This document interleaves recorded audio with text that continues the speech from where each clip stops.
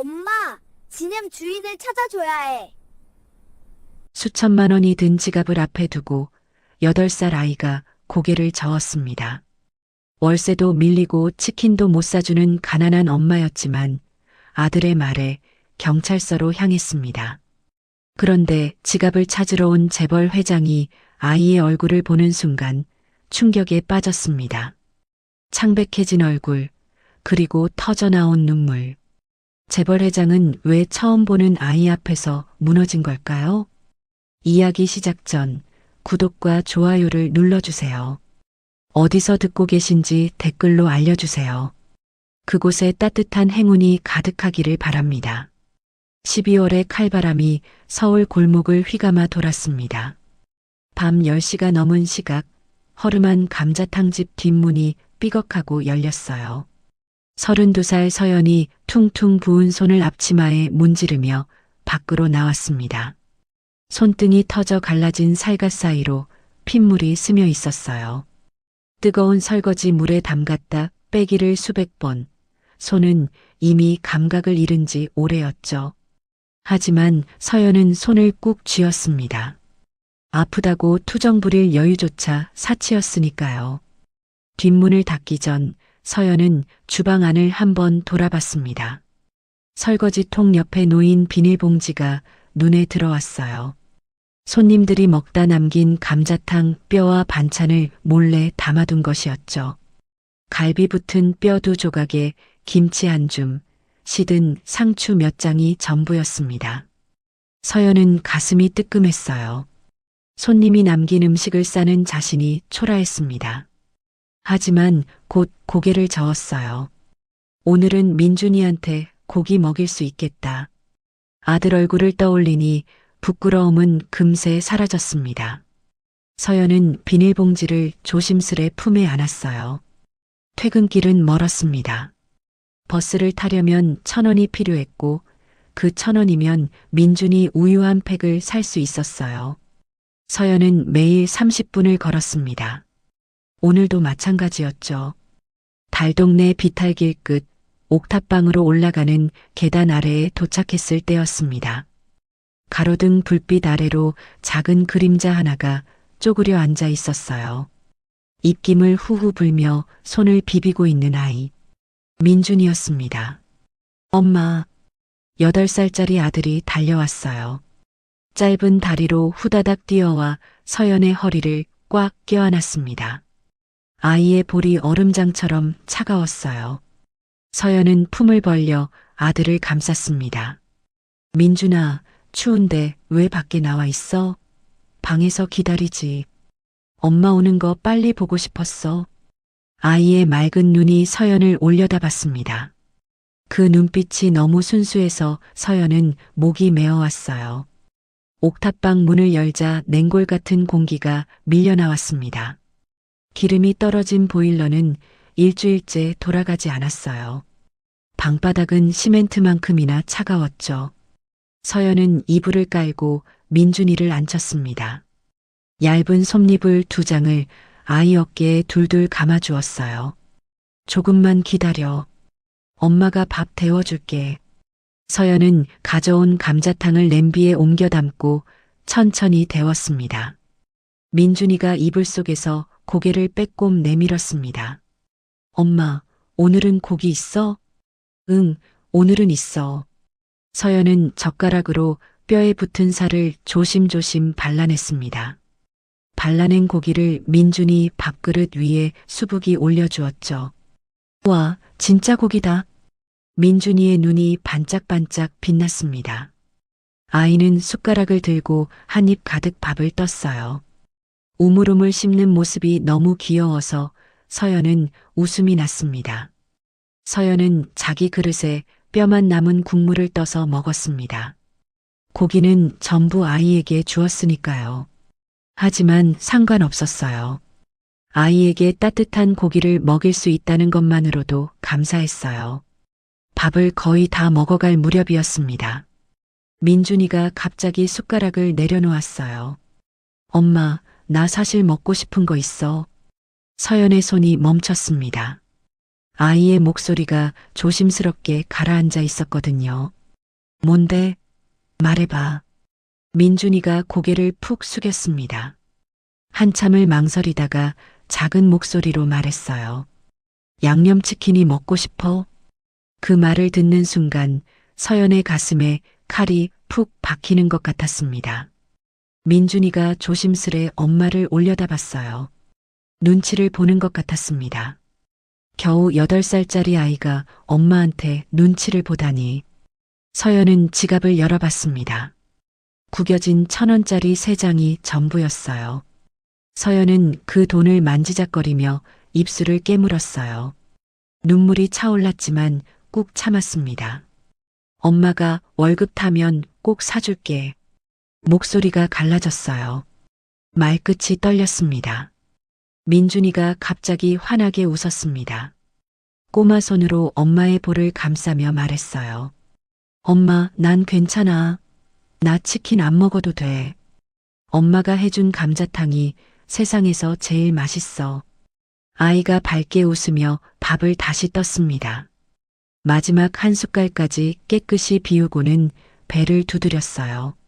아, 배불러. 서연은 고개를 돌렸습니다. 아이가 볼까봐 눈물을 손등으로 훔쳤어요. 가슴이 찢어지는 것 같았습니다.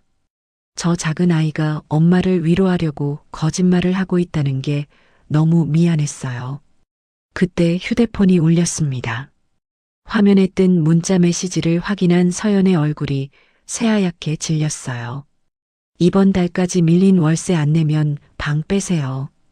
더 이상 기다릴 수 없습니다. 서연은 휴대폰을 꽉 쥐었습니다. 손이 덜덜 떨렸어요. 밀린 월세가 석 달치였습니다. 150만 원. 어디서 구해야 하지? 아르바이트를 하나 더 구해야 할 텐데. 하지만 그러면 민준이를 볼 시간이 더 없어집니다.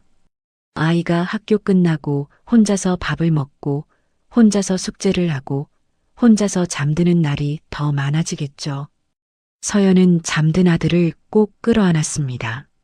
작고 따뜻한 체온이 온몸으로 전해져 왔어요. 엄마가 지켜줄게. 서연은 낮은 목소리로 속삭였습니다.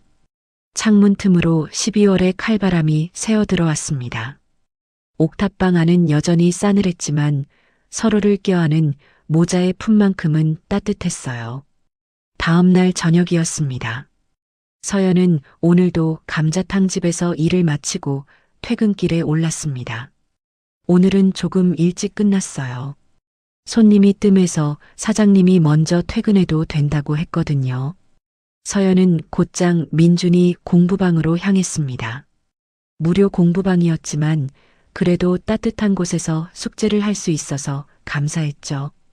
공부방 문을 열자 민준이가 환하게 웃으며 달려왔습니다. 오늘 공부 열심히 했어? 응. 선생님이 받아쓰기 100점이래. 민준이가 자랑스럽게 받아쓰기 시험지를 펼쳐 보였어요. 빨간 펜으로 동그라미가 가득 쳐져 있었습니다. 서연은 아들의 머리를 쓰다듬어 주었어요. 우리 민준이 최고다. 엄마 아들이 제일 똑똑해. 공부방을 나서자 칼바람이 볼을 때렸습니다. 그리고 천천히 걷기 시작했어요. 가로등 불빛이 하얀 눈 위에 노랗게 번져 있었죠. 그때였습니다. 전봇대 아래 무언가가 눈에 띄었어요. 검은색 물체가 하얀 눈 위에 떨어져 있었습니다. 서연은 걸음을 멈추고 그것을 집어들었어요. 지갑이었습니다. 만져보니 부드럽고 고급스러운 촉감이 느껴졌습니다. 엄마, 그게 뭐야? 지갑이네. 누가 떨어뜨렸나 봐. 서연은 주위를 둘러봤습니다. 골목에는 아무도 없었어요. 서연은 지갑을 열어봤습니다. 신분증을 확인해서 주인을 찾아줘야겠다는 생각이었어요. 그런데 지갑을 여는 순간 서연의 눈이 휘둥그레졌습니다. 5만 원권 지폐가 빼곡히 들어 있었어요. 1장, 2장, 3장. 세기가 힘들 정도였습니다. 30장은 좋게 넘어 보였어요. 그뿐만이 아니었습니다. 지갑 안쪽 칸에는 수표까지 끼워져 있었어요. 1,000만 원짜리 수표가 서너 장이나 있었습니다. 서연의 손이 떨리기 시작했습니다. 이 돈이면 머릿속이 하얘졌어요. 심장이 쿵쾅쿵쾅 미친 듯이 뛰었습니다. 이 돈이면 밀린 월세를 낼 수 있어. 쫓겨나지 않아도 돼. 서연의 눈앞에 어젯밤 받은 문자가 떠올랐습니다. 이번 달까지 월세를 안 내면 방을 빼라던 그 차가운 문자. 민준이 치킨도 사줄 수 있어. 그렇게 먹고 싶어 하던 양념치킨. 서연은 눈을 질끈 감았습니다. 악마의 속삭임이 귓가에 맴돌았어요. 누가 알겠어? 여기 CCTV도 없잖아. 그냥 가져가면 돼. 눈 딱 감고 가져가면 아무도 몰라. 손에 든 지갑이 천근만근처럼 무거웠습니다. 서연은 지갑을 꽉 쥐었습니다. 바로 그 순간이었습니다. 민준이가 서연의 패딩 자락을 잡아당겼어요. 엄마. 서연은 화들짝 놀라 아들을 내려다봤습니다. 민준이의 맑은 눈망울이 엄마를 똑바로 올려다보고 있었어요. 왜 그래, 민준아? 목소리가 떨렸습니다. 엄마, 저 지갑 잃어버린 사람은 지금 엉엉 울고 있겠지? 서연의 심장이 쿵 하고 멈추는 것 같았습니다. 뭐라고? 지갑 잃어버리면 진짜 슬프잖아. 나도 작년에 필통 잃어버렸을 때 엄청 울었거든. 민준이가 천진난만하게 말했습니다. 고개를 갸웃거리며 덧붙였어요. 주인이 지금 막 찾고 있을 거야. 여기저기 뛰어다니면서 어디 갔지 하고 있을 거야. 우리가 찾아주러 가자, 엄마. 서연은 아무 말도 할 수 없었습니다. 8살짜리 아이의 그 순수한 눈빛 앞에서 서연은 자신이 한없이 부끄러워졌어요. 얼굴이 화끈거렸습니다. 귀까지 빨갛게 달아올랐죠. 방금 전 자신이 무슨 생각을 했던 거죠? 남의 돈을 훔치려고 했어요. 민준이가 엄마의 손을 잡아당겼습니다. 엄마, 왜 그래? 울어? 서연은 고개를 저었어요. 눈물을 훔치며 억지로 웃었습니다. 아니, 안 울어. 바람이 새서 눈이 시렸어. 그럼 빨리 가자. 주인을 찾아주러 가자. 민준이가 서연의 손을 잡고 앞장서서 걸었습니다. 서연은 그 작은 뒷모습을 바라보며 따라갔어요. 그래, 민준이 말이 맞아. 이건 남의 돈이야. 아무리 힘들어도 남의 걸 가져가면 안 돼. 민준이 앞에서 그런 엄마가 되면 안 돼. 서연은 주먹을 꽉 쥐었습니다. 민준이는 신이 나서 뛰다시피 걸었습니다. 엄마, 우리 착한 일하는 거지? 응, 아주 착한 일이야. 그럼 산타 할아버지가 선물 주려나? 서연은 피식 웃었습니다. 이 아이는 아직도 산타를 믿고 있었어요. 산타 할아버지가 우리 민준이 착한 거 다 보고 있을 거야. 파출소에 도착했습니다. 따뜻한 공기가 얼어붙은 볼을 녹여주었어요. 서연은 창구로 다가갔습니다. 젊은 경찰관이 서류를 정리하고 있었어요. 무슨 일이시죠? 길에서 지갑을 주었는데요. 주인을 찾아주셨으면 해서요. 서연은 지갑을 내밀었습니다. 경찰관이 지갑을 받아 열어봤어요. 잠시만요. 경찰관이 지갑 안쪽 주머니에서 명함 하나를 꺼냈어요. 금박으로 된 고급스러운 명함이었습니다. 경찰관의 입이 떡 벌어졌죠. 이거 한성그룹 김영수 회장님 지갑인 것 같은데요? 서연은 깜짝 놀랐습니다. 한성그룹이라면 대한민국에서 손꼽히는 대기업이었어요. 경찰관이 부산하게 움직이기 시작했습니다. 바로 연락드려야겠네요. 잠시만 기다려주세요. 경찰관은 전화기를 들고 어디론가 전화를 걸었어요. 비서실로 연락하는 것 같았습니다. 전화를 끄는 경찰관이 서연에게 말했습니다. 회장님 비서실에서 곧 오신답니다. 잠시만 기다려 주시겠어요? 서연은 민준이의 손을 잡고 소파로 갔습니다. 민준이는 서연의 무릎에 기대어 눈을 감았습니다. 서연은 아들의 머리를 쓰다듬었습니다. 잠든 얼굴이 천사처럼 평화로웠어요. 잠시 후 파출소 문이 열렸습니다. 찬바람과 함께 누군가가 들어왔어요. 검은색 고급 코트를 입은 중년 남자가 서 있었어요. 허리를 꼿꼿이 세운 자세, 날카로운 눈빛, 한눈에 봐도 범상치 않은 사람이었습니다. 그 남자가 바로 한성그룹의 김영수 회장이었습니다. 62의 나이였지만 등은 꼿꼿했고 걸음걸이에는 힘이 넘쳤어요. 오랜 세월 대기업을 이끌어온 사람만이 가질 수 있는 위엄이 온몸에서 풍겼습니다. 경찰관이 허리를 깊이 숙이며 인사했습니다. 회장님 오셨습니까? 지갑 여기 있습니다. 영수는 고개를 끄덕이며 지갑을 받아들었어요. 현금이 그대로 있었어요. 수표도 한 장 빠지지 않았죠. 하지만 영수는 돈에는 눈길조차 주지 않았습니다. 떨리는 손으로 지갑 안쪽 깊숙한 곳을 뒤졌어요. 그 안에서 낡은 사진 한 장을 꺼냈죠. 영수의 눈에 눈물이 그렁그렁 맺혔습니다. 사진 속에는 어린 소년이 웃고 있었어요. 5살쯤 되어 보이는 아이였습니다. 소년은 두 손으로 빨간 카네이션을 들고 있었어요. 어버이날에 부모님 가슴에 달아주려고 직접 만든 종이 카네이션이었죠. 진우였습니다. 세상을 떠난 영수의 외아들이었어요. 영수는 사진을 손가락 끝으로 어루만졌습니다.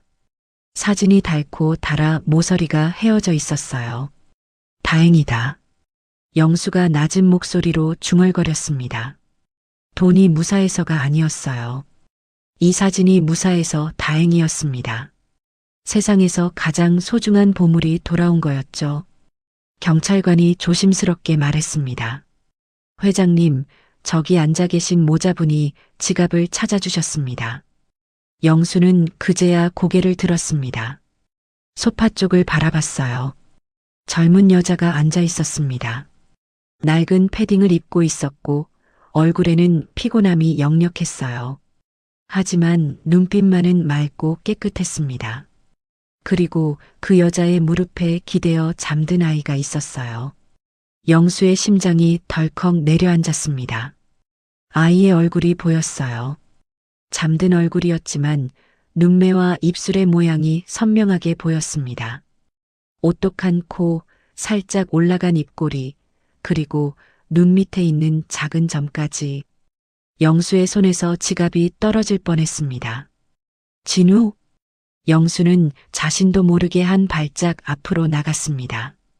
서연이 눈치를 채고 자리에서 일어났습니다. 잠든 민준이를 안아 올렸어요. 아이가 잠결에 칭얼거렸습니다. 영수는 멍하니 서서 민준을 바라보고 있었습니다. 서연이 불안한 표정으로 영수를 올려다봤습니다. 이 노인이 왜 자신의 아들을 저렇게 뚫어지게 쳐다보는 걸까요? 영수가 정신을 차렸습니다. 헛기침을 하며 표정을 가다듬었어요. 세상에 닮은 사람 많지.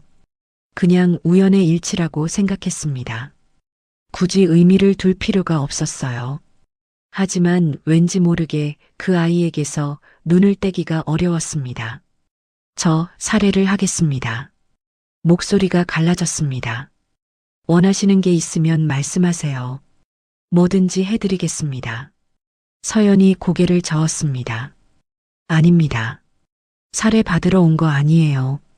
아이가 주인분이 슬퍼할 거라고 해서 온 겁니다. 영수의 눈이 커졌습니다. 이 가난해 보이는 모자가 수천만 원이 든 지갑을 그냥 돌려주러 왔다고요? 그것도 어린아이의 말 한마디 때문에. 영수는 다시 민준이를 바라봤습니다. 아이가 눈을 비비며 깨어나고 있었어요. 엄마, 다 끝났어? 응, 주인 아저씨 왔어. 민준이가 고개를 돌려 영수를 바라봤습니다. 맑은 눈망울이 영수와 마주쳤어요. 영수의 심장이 쿵 하고 뛰었습니다. 아이의 눈이 진우와 똑같았어요. 까만 눈동자, 초롱초롱한 눈빛, 그리고 순수하게 웃는 눈웃음까지. 영수는 목이 메어 말이 나오지 않았어요. 그럼 저희는 이만 가볼게요. 늦었거든요. 영수는 정신이 번쩍 들었습니다. 잠깐만요. 서연이 발걸음을 멈췄어요. 영수가 다급하게 말했습니다. 이대로 가시면 안 됩니다. 제 마음이 너무 편치 않아요. 밥이라도 한 끼 대접해 주세요. 서연이 고개를 저었습니다. 아니에요, 괜찮습니다. 그 말이 끝나자마자였습니다. 꼬르륵. 파출소 안에 천둥 같은 소리가 울렸어요. 모두의 시선이 민준이에게로 쏠렸습니다. 민준이가 양손으로 배를 움켜쥐었어요. 얼굴이 새빨갛게 달아올랐습니다.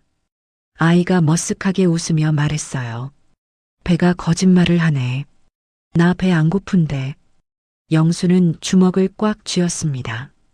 손톱이 손바닥을 파고들었어요. 이 아이가 배를 골고 있구나. 가슴이 미어졌습니다. 이유를 알 수 없었어요. 처음 보는 아이인데 왜 이렇게 마음이 아픈 걸까요? 왜 이 아이에게서 눈을 뗄 수가 없는 걸까요? 영수가 한 걸음 앞으로 나섰습니다. 제발 부탁드립니다. 서연이 깜짝 놀랐습니다. 대기업 회장이 자신에게 부탁을 하다니요. 영수의 목소리가 떨렸어요. 눈가가 붉어져 있었습니다. 저기 근처에 따뜻한 한식집이 있습니다. 거기서 밥 한 끼만 드시고 가세요. 제가 아무것도 안 드리면 오히려 죄책감이 남아서요. 서연은 망설였습니다. 하지만 민준이의 배고픈 얼굴을 보니 거절할 수가 없었어요. 그럼 정말 밥만 먹고 가겠습니다. 영수의 얼굴에 안도의 빛이 스쳤습니다. 비서에게 고개를 돌렸어요. 근처에 가장 좋은 한식집으로 안내해라. 파출소를 나서자 차가운 밤 공기가 볼을 스쳤습니다. 눈이 그치고 하늘에는 별이 떠 있었어요. 민준이가 서연의 손을 잡고 걸었습니다. 작은 발로 뽀드득 뽀드득 눈을 밟으며 걸었죠. 영수는 그 뒷모습을 바라봤습니다. 작은 어깨, 짧은 다리, 그리고 엄마 손을 꼭 잡은 모습. 진우도 어릴 때 저랬어요. 아빠 손을 꼭 잡고 졸래졸래 따라다녔죠. 영수의 눈에 다시 눈물이 맺혔습니다. 고개를 돌려 몰래 눈가를 훔쳤어요. 왜 이러는 거지, 나는. 이해할 수 없었습니다. 왜 저 아이를 보면 가슴이 미어지는 걸까요? 한식집에 도착했습니다. 따뜻한 조명이 반겨주었어요. 민준이가 두리번거리며 주위를 살폈습니다. 나무로 된 테이블들이 가지런히 놓여 있었고 벽에는 전통 그림이 걸려 있었어요. 평소에는 가보지 못했던 고급스러운 분위기였죠.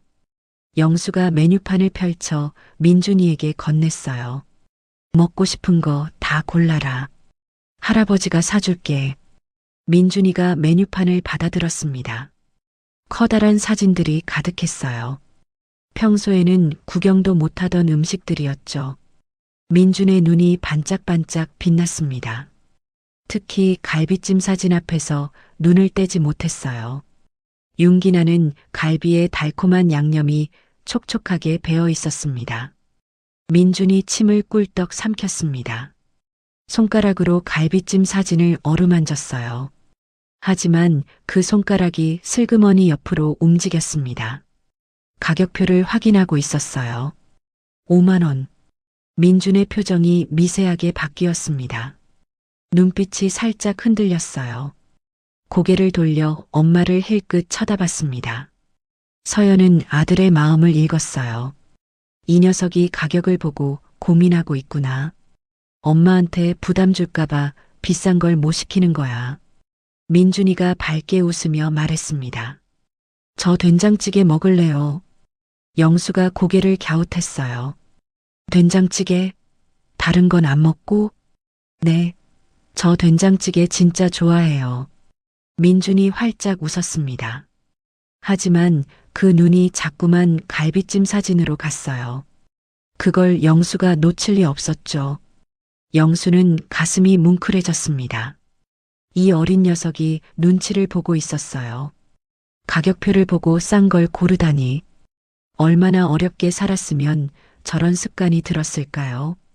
영수가 부드럽게 웃었습니다. 할아버지가 사실은 갈비찜을 엄청 좋아하거든.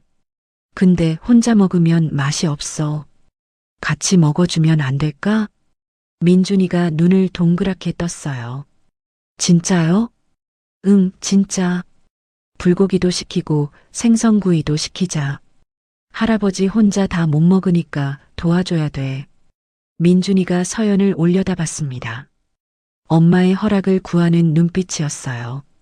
서연은 잠시 망설였습니다. 처음 보는 사람에게 이렇게 대접받는 게 마음에 걸렸거든요. 하지만 영수의 눈빛이 진심이었어요. 정말로 아이에게 밥을 먹이고 싶어 하는 것 같았습니다. 서연이 고개를 끄덕였어요. 고맙습니다. 잘 먹겠습니다. 영수가 종업원을 불러 주문했습니다. 갈비찜, 불고기, 생선구이, 된장찌개, 그리고 밥 3공기와 반찬을 푸짐하게 부탁했어요. 영수가 말을 건넸어요. 민준아, 너는 몇 살이니? 8살이요. 초등학교 1학년이에요. 민준이가 씩씩하게 대답했습니다. 공부는 재밌어? 그럼요. 저 받아쓰기 100점 맞았어요. 오늘 선생님이 칭찬해 주셨어요. 민준이 자랑스럽게 가슴을 폈습니다. 어깨가 으쓱했어요. 영수는 미소를 지었습니다. 이 아이는 참 밝은 아이였어요. 가난하게 사는 것 같은데도 기죽지 않고 당당했죠. 눈빛도 맑고 표정도 밝았습니다. 잠시 후 음식이 나왔습니다. 김이 모락모락 피어오르는 갈비찜이 식탁 가운데 놓였어요. 달콤한 간장 냄새가 코끝을 간지렸습니다. 민준이의 눈이 휘둥그레졌어요. 입이 떡 벌어졌습니다. 이렇게 많은 음식을 한꺼번에 본 적이 없었거든요. 집에서는 반찬 2-3가지가 전부였는데 여기는 밥상이 가득 차 있었어요. 서연이 젓가락으로 갈비살을 발라 민준이 밥 위에 올려주었습니다. 맛있어. 민준이가 행복하게 외쳤습니다. 입가에 양념이 묻었지만 신경도 쓰지 않았어요. 그저 맛있게 먹는 것에만 집중했죠. 영수는 그 모습을 바라보며 흐뭇하게 웃었습니다. 이렇게 맛있게 밥 먹는 아이를 보는 게 얼마만인지 몰랐어요. 그때 영수의 눈에 무언가가 들어왔습니다. 민준이가 갈비찜을 먹다가 젓가락으로 뭔가를 골라내고 있었어요. 자세히 보니 당근이었습니다. 갈비찜에 들어있는 당근을 하나하나 집어서 접시 한쪽에 가지런히 모아두고 있었어요. 영수의 손이 멈췄습니다. 저건 심장이 쿵 하고 뛰었어요. 진우도 그랬거든요. 당근을 질색했어요. 냄새가 싫다고 식감이 이상하다고 투덜거렸죠. 어릴 때부터 당근만은 절대 안 먹었습니다. 영수는 숟가락을 쥔 손에 힘이 들어갔어요. 우연이야. 당근 싫어하는 아이가 어디 한둘이겠어. 영수는 고개를 저으며 다시 밥을 먹으려 했습니다. 그런데 그때 민준이가 젓가락질을 하는 모습이 눈에 들어왔어요. 영수의 눈이 커졌습니다. 민준이의 젓가락질이 이상했어요. 보통 사람들은 검지손가락으로 젓가락을 조절하는데 민준이는 중지손가락을 사용하고 있었습니다. 검지는 살짝 펴져 있고 중지로 젓가락을 눌러서 움직이고 있었어요. 영수는 숟가락을 놓쳤습니다. 쨍그랑 소리가 났어요. 죄송합니다. 영수가 얼른 숟가락을 집어들었습니다. 손이 미세하게 떨리고 있었어요. 설마, 진우도 저랬거든요. 어릴 때부터 젓가락질이 독특했어요. 검지 대신 중지를 사용하는 버릇이 있었죠. 영수가 몇 번이나 고쳐주려 했지만 소용없었어요. 결국 성인이 될 때까지 그 버릇이 그대로였습니다. 영수는 민준이를 뚫어지게 바라봤습니다. 왼쪽 눈 밑에 점, 당근을 골라내는 버릇, 독특한 젓가락질. 세상에 이렇게 닮을 수가 있나? 영수의 심장이 빠르게 뛰기 시작했어요. 머릿속이 복잡해졌습니다. 서연이 영수의 표정 변화를 눈치챘어요. 저기 괜찮으세요? 영수가 정신을 차렸습니다. 헛기침을 하며 표정을 가다듬었어요. 괜찮습니다. 그냥 좀 피곤해서요. 영수는 다시 밥을 먹는 척했습니다. 하지만 음식이 목구멍으로 넘어가지 않았어요. 온 신경이 민준이에게 가 있었거든요. 진정해. 그냥 우연의 일치야. 세상에 닮은 사람이 얼마나 많은데. 영수는 스스로를 타일렀습니다. 하지만 가슴 한구석에서 무언가가 꿈틀거렸어요. 무시하려 해도 무시할 수 없는 이상한 느낌이었죠. 식사가 거의 끝나갈 무렵이었습니다. 영수가 조심스럽게 입을 열었어요. 실례가 안 된다면 하나만 여쭤봐도 될까요? 서연이 고개를 들었습니다. 네, 말씀하세요. 아이 아버지는 어디 계십니까? 서연의 표정이 살짝 굳었어요. 젓가락을 든 손에 힘이 들어갔습니다. 잠시 침묵이 흘렀어요. 서연은 밥그릇을 내려다보며 낮은 목소리로 대답했습니다. 없어요. 아이 태어나기 전에 헤어졌어요. 영수는 숨을 들이켰어요. 헤어지셨다니요? 연락도 안 하십니까? 서연의 눈에 슬픔이 스쳤습니다. 8년이 지났지만 그 상처는 아직도 아팠어요. 제가 임신한 걸 알자마자 저를 떠났어요. 그 뒤로 연락이 안 되더라고요. 서연의 목소리가 떨렸습니다. 영수는 가만히 듣고 있었습니다. 가슴이 먹먹해졌어요. 그래도 민준이가 있어서 버텼어요. 이 아이가 없었으면 저도 어떻게 됐을지 몰라요. 서연이 민준이의 머리를 쓰다듬었습니다. 민준이는 밥을 먹느라 정신이 팔려 있었어요. 영수는 생각에 잠겼습니다. 아이가 8살, 8년 전에 임신한 걸 알자마자 남자가 떠났다고. 8년 전이면 진우가 죽던 해였어요. 연락이 갑자기 끊겼다고. 영수의 머릿속에서 무언가가 스쳐 지나갔습니다. 하지만 확신할 수 없었어요. 그냥 막연한 느낌일 뿐이었죠. 설마 그럴 리가. 영수는 고개를 저었습니다. 터무니없는 상상이었어요. 세상에 그런 우연이 어디 있겠습니까? 하지만 자꾸만 마음에 걸렸습니다. 당근을 골라내는 버릇, 독특한 젓가락질, 눈 밑에 점. 하나하나가 진우와 너무 비슷했어요. 식사를 마쳤습니다. 영수가 명함을 꺼내 서연에게 건넸습니다. 제 명함입니다. 혹시 어려운 일 있으면 언제든 연락 주세요. 서연이 손을 저었어요. 아니에요. 저희는 괜찮습니다. 그래도 받아두세요. 오늘 은혜를 갚을 기회를 주셔야죠. 서연은 망설이다가 명함을 받았습니다. 금박으로 찍힌 글씨가 눈에 들어왔어요. 한성그룹 회장 김영수. 영수가 비서에게 댁까지 모셔다 드리라고 말했어요. 서연이 손사래를 치며 거절했어요. 하지만 영수는 아이가 감기 걸릴 수도 있다며 단호하게 말하자 서연은 더 이상 거절하기 어려웠어요. 차가 달동네 골목 앞에 멈췄습니다. 좁은 골목이라 더 이상 들어갈 수 없었어요. 비탈길 위로 낡은 옥탑방이 보였습니다. 지붕에는 하얀 눈이 쌓여 있었고 창문은 어둡게 꺼져 있었어요. 영수는 그 모습을 보며 가슴이 아팠습니다. 저런 곳에서 이 모자가 살고 있었구나. 건물은 허름했어요. 벽에는 금이 가 있었고 계단은 삐걱거릴 것처럼 낡아 있었습니다. 추운 겨울에 저 옥탑방이 얼마나 추울지 짐작이 갔어요. 서연이 차에서 내리며 인사했습니다.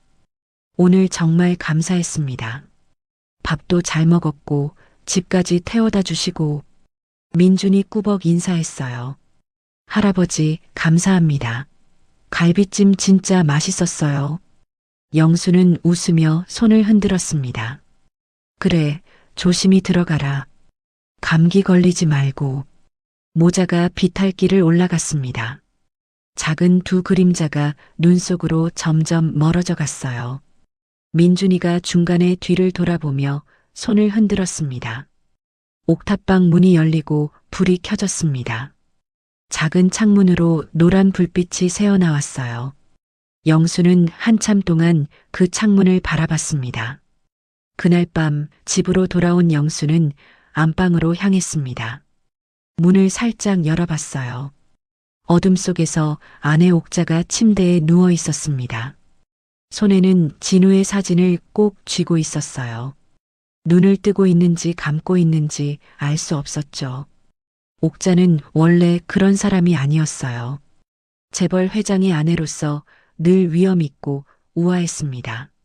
사교 모임에서는 누구보다 당당했고 재단 행사에서는 품격 있는 인사말로 사람들의 박수를 받았죠. 부드러우면서도 카리스마 있던 눈빛.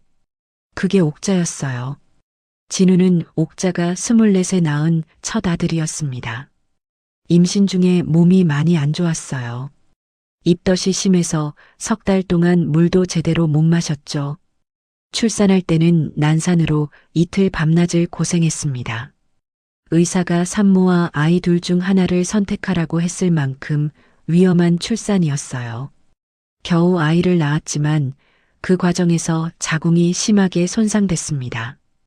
의사는 다시는 아이를 가질 수 없다고 했어요. 그렇게 목숨 걸고 낳은 진우는 옥자의 처음이자 마지막 아이가 됐습니다. 세상에 둘도 없는 귀한 외동아들이었어요. 하지만 그 아들을 잃은 뒤로 그 모든 게 사라졌어요. 옥자는 마치 다른 사람이 된 것처럼 침대에만 누워 있었습니다. 밥도 잘 안 먹고 말도 거의 하지 않았어요. 화장도 안 하고 거울도 보지 않았습니다. 우울증 약을 먹어도 나아지지 않았죠. 한때 그토록 빛나던 사람이 삶의 의욕을 완전히 잃어버린 거였습니다. 영수는 조용히 문을 닫았어요. 가슴이 먹먹했습니다. 서재로 들어가 책상 앞에 앉았습니다. 오늘 만난 그 아이 민준이의 얼굴이 자꾸 떠올랐어요. 당근을 골라내던 모습, 중지로 젓가락질하던 버릇, 눈 밑의 점. 진우와 닮은 점이 한두 가지가 아니었습니다. 다음 날 아침이었습니다. 영수는 출근하자마자 비서실장을 호출했어요. 어제 만난 여자 이서연에 대해 샅샅이 조사하라고 지시했습니다. 신상 정보는 물론이고 어디서 학교를 다녔는지, 과거에 누구와 사귀었는지까지 전부 알아오라고 했죠. 비서실장은 의아했지만 묻지 않았습니다. 회장님이 이렇게 지시하는 데는 이유가 있을 거라고 생각했어요. 며칠이 지났습니다. 영수는 매일 보고를 기다렸어요. 회의 중에도 멍하니 창밖을 바라보곤 했습니다. 서류를 봐도 글씨가 눈에 들어오지 않았죠. 그리고 나흘째 되는 날 오후였습니다. 비서실장이 두꺼운 서류 봉투를 들고 회장실로 들어왔어요. 조사 결과가 나왔다고 보고했습니다. 영수의 심장이 쿵 뛰었습니다. 떨리는 손으로 봉투를 받아들었어요. 비서실장을 내보낸 뒤 봉투를 열었습니다. 서류 뭉치가 쏟아져 나왔어요. 이서연의 주민등록 정보, 학력사항, 직장 경력, 꼼꼼하게 조사된 내용이었습니다. 영수는 한 장 한 장 넘겨봤어요. 이서연 1992년생, 한국대학교 경영학과 졸업. 영수의 손이 멈췄습니다. 한국대학교, 진우도 그 학교를 다녔어요. 같은 경영학과였죠. 영수의 심장이 빠르게 뛰기 시작했습니다. 떨리는 손으로 다음 장을 넘겼어요. 그리고 영수의 눈이 휘둥그레졌습니다. 사진이 있었어요. 대학교 캠퍼스에서 찍은 사진이었습니다. 젊은 남녀가 다정하게 웃고 있었어요. 여자는 서연이었습니다. 지금보다 어리고 밝은 표정이었죠. 그리고 그 옆에 남자. 영수의 손에서 서류가 떨어졌습니다. 진우였어요. 죽은 아들 진우가 서연의 어깨를 감싸고 환하게 웃고 있었습니다. 다른 사진도 있었어요. 놀이공원에서 찍은 사진, 카페에서 찍은 사진, 해변에서 찍은 사진. 모든 사진에서 진우와 서연은 행복하게 웃고 있었습니다. 연인이 틀림없었어요. 영수의 눈에서 눈물이 흘러내렸습니다. 진우가 사랑했던 여자였어. 목소리가 갈라졌어요. 영수는 8년 전 그날을 떠올렸습니다. 그날도 평범한 날이었어요.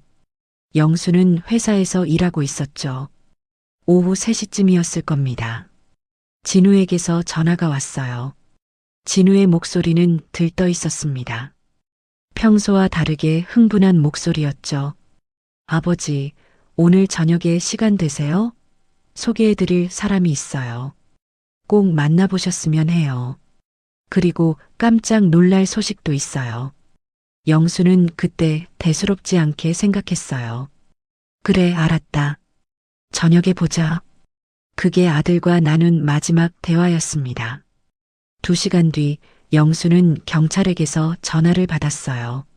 아들이 교통사고를 당했다는 소식이었습니다. 트럭과 충돌해서 병원으로 실려갔다고 했죠. 영수가 병원에 도착했을 때 진우는 이미 숨을 거둔 뒤였습니다. 영수는 그날 이후로 평생 후회하며 살았어요. 마지막 전화에서 왜 더 다정하게 말하지 못했을까? 소개해주고 싶은 사람이 누구였는지 왜 물어보지 않았을까? 깜짝 놀랄 소식이 뭐였는지 왜 확인하지 않았을까? 그런데 이제야 알게 됐습니다. 진우가 소개해주고 싶었던 사람. 그게 바로 서연이었어요. 진우는 서연과 결혼하고 싶었던 거예요. 아버지에게 허락을 받으러 오다가 사고를 당한 거였죠. 그리고 깜짝 놀랄 소식. 영수는 갑자기 깨달았습니다. 심장이 쿵 하고 내려앉았어요. 민준이가 8살이었습니다. 8년 전에 태어났다는 뜻이었죠. 진우가 죽기 직전 서연은 이미 임신 중이었던 거예요. 깜짝 놀랄 소식. 그건 아이를 가졌다는 소식이었습니다. 진우는 아버지에게 연인을 소개하고 아이가 생겼다는 기쁜 소식을 전하려고 했던 거예요. 결혼 허락을 받으러 달려오다가 그만 사고를 당한 거였죠. 영수는 주먹으로 가슴을 쳤습니다. 숨이 막혀왔어요. 가슴이 찢어지는 것 같았습니다. 내가 죄인이야. 며느리랑 손주가 저 고생을 하는 줄도 모르고 진우는 아빠가 되는 기쁨을 느껴보지도 못하고 죽었어요. 아들의 얼굴도 보지 못하고 세상을 떠났습니다. 서연은 그 사실을 모르고 연락이 끊기자 진우가 자신을 버렸다고 오해하며 8년을 살았던 거예요. 영수는 책상에 엎드려 오열했습니다. 어깨가 들썩였어요. 눈물이 걷잡을 수 없이 쏟아졌습니다. 그리고 영수는 벌떡 일어났어요. 코트를 집어들었습니다. 비서실장에게 차를 준비하라고 지시했어요. 지금 당장 달동네 옥탑방으로 가야 했습니다. 차가 달동네 골목에 도착했습니다. 영수는 차에서 내려 비탈길을 뛰어 올라갔어요. 옥탑방 앞에 도착했을 때 영수는 귀를 의심했어요. 고함 소리가 들렸습니다. 이번 달까지라고 했잖아. 당장 돈 내놔. 중년 남자의 목소리였어요. 집주인인 것 같았습니다. 조금만 더 기다려주세요. 다음 주에 월급 나오면 꼭 드릴게요. 서연의 목소리가 떨리고 있었어요. 울먹이는 소리였습니다. 그 소리 벌써 3번째야. 다음 주까지 안 내면 진짜 짐 다 내버릴 거야. 영수는 주먹을 꽉 쥐었습니다. 심장이 쿵쿵 뛰었어요. 문을 박차고 열었습니다. 서연과 집주인이 깜짝 놀라 뒤를 돌아봤어요. 회장님? 영수는 집주인에게 다가갔어요. 차가운 눈빛으로 쏘아보며 밀린 월세가 얼마냐고 물었습니다. 영수의 목소리는 낮고 위압적이었어요. 집주인이 움찔하며 150만 원이라고 대답했습니다. 영수는 지갑을 꺼냈어요. 5만 원권을 세어서 집주인에게 내밀었습니다. 여기 300만 원이요. 밀린 월세하고 다음 달 치까지. 그리고 이 집에서 당장 나갈 거니까 더 이상 신경 쓰지 마시오. 집주인은 돈을 받아들고 멍하니 서 있었어요. 무슨 상황인지 이해하지 못하는 표정이었죠. 영수가 빨리 가라고 하자 집주인은 허겁지겁 계단을 내려갔습니다. 서연은 어리둥절했어요. 무슨 일인지 전혀 이해할 수 없었습니다. 회장님, 이게 무슨... 영수가 서연의 손을 잡았어요. 두 손으로 꼭 감싸쥐었습니다. 눈에 눈물이 가득 고여 있었어요. 미안하다, 아가야. 네. 왜 저한테 미안하다고 하세요? 서연은 혼란스러웠어요. 왜 자신에게 미안하다고 하는지 알 수 없었습니다. 진우가 너를 버린 게 아니야. 영수의 목소리가 떨렸어요. 진우요? 그 이름을 어떻게 아세요? 진우는 너랑 결혼하려고 했어. 8년 전에 나한테 소개시켜 주려고 너를 데리러 가다가 트럭이랑 부딪혔어. 그리고 그날 밤 죽었어. 서연의 다리에 힘이 풀렸습니다. 주저앉을 뻔했어요. 영수가 얼른 부축했습니다. 거짓말이에요. 진우 씨가 죽었다니 그게 무슨 소리예요? 내 아들이야. 김진우. 한성그룹 후계자였어. 8년 전 교통사고로 세상을 떠났어. 서연은 믿을 수 없었어요. 머릿속이 하얘졌습니다. 진우가 전화로 그랬어. 소개해드릴 사람이 있다고. 깜짝 놀랄 소식도 있다고. 그게 너였어. 그리고 깜짝 소식은 아이가 생겼다는 거였지. 서연의 눈에서 눈물이 쏟아졌습니다. 8년 동안 원망했어요. 왜 나를 버렸냐고, 왜 연락도 없냐고. 혼자서 아이를 키우며 얼마나 많이 울었는지 몰라요. 그런데 그 사람은 죽어 있었어요. 자신에게 달려오다가 사고를 당해서 숨을 거뒀던 거예요. 서연은 오열했습니다. 무릎이 꺾이며 바닥에 주저앉았어요. 가슴을 치며 울었습니다. 8년 동안 참았던 눈물이 한꺼번에 터져 나왔어요. 영수도 함께 울었습니다. 무릎을 꿇고 서연을 안아주었어요. 미안하다. 내가 너무 늦었어. 8년 동안 고생시켜서 미안해. 한참을 울었습니다. 방 안에서 문 열리는 소리가 났어요. 민준이가 잠에서 깨어나왔습니다. 엄마, 왜 울어? 민준이가 당황해서 뛰어왔어요. 엄마의 눈물을 고사리 같은 손으로 닦아주었습니다. 서연은 민준이를 꼭 끌어안았어요. 영수는 그 모습을 보며 가슴이 찢어지는 것 같았습니다. 이제 자기가 지키겠다고, 이제라도 너희를 지키겠다고 말했어요. 같이 가자고 했습니다. 서연이 고개를 들었어요. 같이 가다니 무슨 말이냐고 물었습니다. 우리 집으로. 너희는 내 가족이야. 며느리고 손주야. 더 이상 이런 데서 살게 할 수 없어. 서연은 망설였어요. 너무 갑작스러웠습니다. 하지만 영수의 눈빛은 진심이었어요. 간절함이 가득 담겨 있었죠. 제발, 이 늙은이 부탁 좀 들어줘. 서연이 천천히 고개를 끄덕였습니다. 영수의 저택에 도착했을 때 이미 밤이 깊었습니다. 대문이 열리자 거대한 정원이 나타났어요. 분수대가 있었고 조명이 은은하게 빛나고 있었습니다. 민준이는 눈이 휘둥그레지며 여기 진짜 크다고 감탄했어요. 저택 안으로 들어갔습니다. 넓은 거실에 고급 가구들이 놓여 있었어요. 천장에는 커다란 샹들리에가 반짝이고 있었죠. 영수가 서연에게 잠깐 기다리라고 했어요. 아내에게 먼저 말하고 오겠다고요. 영수는 2층으로 올라갔습니다. 안방 문 앞에서 잠시 멈췄어요. 심호흡을 하고 문을 열었습니다. 옥자가 침대에 누워 있었어요. 여전히 진우의 사진을 끌어안고 있었습니다. 8년 동안 한결같은 모습이었죠. 영수가 조심스럽게 옥자의 이름을 불렀어요. 옥자가 힘없이 눈을 떴습니다. 초점 없는 눈빛이었어요. 영수가 옥자의 손을 잡으며 할 말이 있다고 했습니다. 여보, 우리 진우한테 아들이 있었어. 8살이야. 진우를 똑 닮았어. 옥자의 입술이 떨렸어요. 천천히 몸을 일으켰습니다. 8년 만에 처음으로 스스로 일어났어요. 침대에서 내려와 비틀거리면서도 문 쪽으로 걸어갔습니다. 문을 열었어요. 복도 끝 계단 위에서 작은 얼굴 하나가 빼꼼히 올려다보고 있었습니다. 민준이었어요. 옥자는 그 얼굴을 보는 순간 심장이 멈추는 것 같았습니다. 진우였어요. 어린 시절 진우의 얼굴이 거기 있었습니다. 똑같은 눈매, 똑같은 코, 왼쪽 눈 밑에 똑같은 점. 진우야.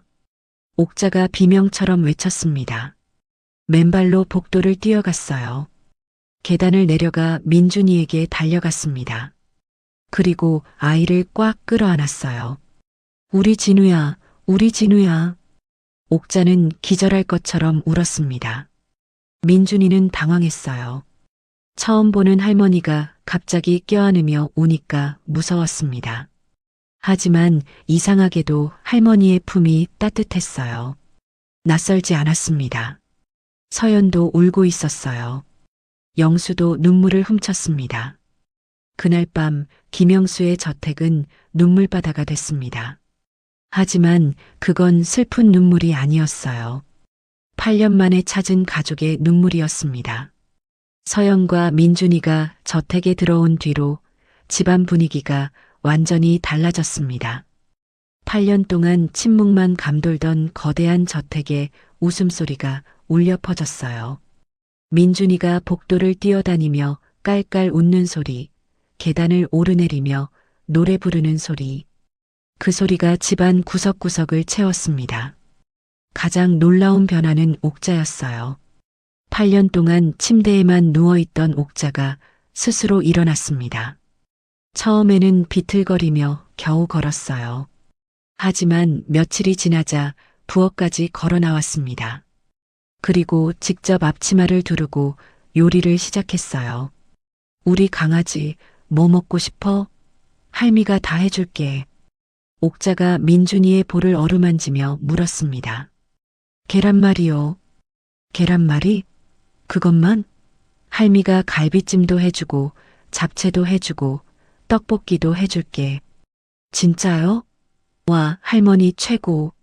민준이가 할머니에게 폴짝 안겼어요. 옥자는 그 작은 몸을 꼭 껴안았습니다. 눈물이 흘러내렸지만 닦지 않았어요. 행복한 눈물이었으니까요. 서연은 그 모습을 보며 가슴이 뭉클했어요. 시어머니라고 불러야 할 뿐이었지만 아직은 어색했습니다. 하지만 옥자가 민준이를 대하는 모습을 보니 마음이 놓였어요. 진심으로 아이를 사랑하는 게 느껴졌거든요. 며칠이 지났습니다. 영수는 서연을 조용히 불렀어요. 서재에서 둘만의 대화를 나눴습니다. 서연아, 유전자 검사를 하려고 해. 서연이 고개를 끄덕였어요. 네, 당연히 해야죠. 저도 그게 맞다고 생각해요. 영수가 서연의 손을 꼭 잡았습니다. 민준이를 의심해서가 아니라 법적으로 확실한 절차를 밟아야 나중에 문제가 없기 때문이라고 설명했어요. 대기업 회장의 상속 문제는 복잡했습니다. 법적으로 완벽하게 증명해야 누구도 이의를 제기할 수 없었죠. 8년 동안 혼자서 얼마나 힘들었겠니? 이제 내가 다 책임질 테니 걱정 마라. 감사합니다, 아버님. 유전자 검사를 위해 병원에 다녀왔습니다. 결과는 일주일 뒤에 나온다고 했어요. 그런데 이 소식이 원치 않는 귀에 들어갔습니다. 한성그룹 부회장 김종수, 영수의 사촌 동생이었어요. 영수보다 6살 아래였지만 야망은 형보다 훨씬 컸어요. 평생 형의 그늘에 가려 살았습니다. 똑같이 김씨 집안인데 형은 회장이고 자신은 부회장이었죠. 늘 불만이었어요. 8년 전 조카 진우가 죽었을 때 종수는 속으로 쾌재를 불렀습니다. 영수에게 후계자가 없어졌으니까요. 이제 한성그룹은 자신의 것이 될 거라고 생각했어요. 그런데 갑자기 손주가 나타났다고요? 종수는 비서에게서 보고를 받고 얼굴이 일그러졌습니다. 주먹으로 책상을 내리쳤어요. 탁 하는 소리가 사무실에 울렸습니다. 그게 무슨 소리야? 진우놈한테 아들이 있었다고? 네, 부회장님. 회장님 댁에 젊은 여자와 아이가 들어왔습니다. 유전자 검사까지 의뢰하셨다고 합니다. 종수의 눈이 번뜩였습니다. 이마에 핏줄이 붉어졌어요. 유전자 검사? 그럼 진짜 핏줄이라는 거 아니야? 비서가 조심스럽게 대답했어요. 아직 결과가 안 나왔지만 회장님이 확신하고 계신 것 같다고 보고했습니다. 종수는 의자에 털썩 주저앉았습니다. 머릿속이 복잡하게 돌아갔어요. 8년이었습니다. 8년 동안 기다렸어요.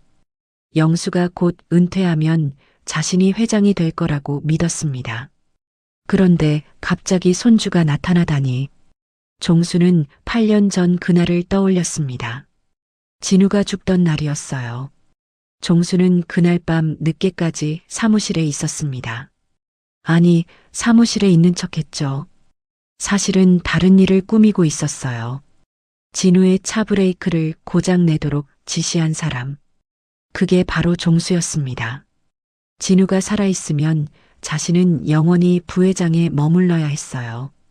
그래서 없애기로 했죠. 브레이크를 고장내서 교통사고로 위장하면 아무도 의심하지 않을 거라고 생각했습니다. 계획은 완벽하게 성공했어요.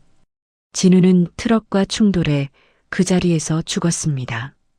경찰은 단순 교통사고로 처리했죠. 아무도 종수를 의심하지 않았어요. 그렇게 8년이 지났습니다. 종수는 천천히 회장 자리를 노렸어요. 영수가 점점 늙어가는 걸 보며 때를 기다렸죠. 그런데 이제 와서 손주가 나타나다니요. 안 돼.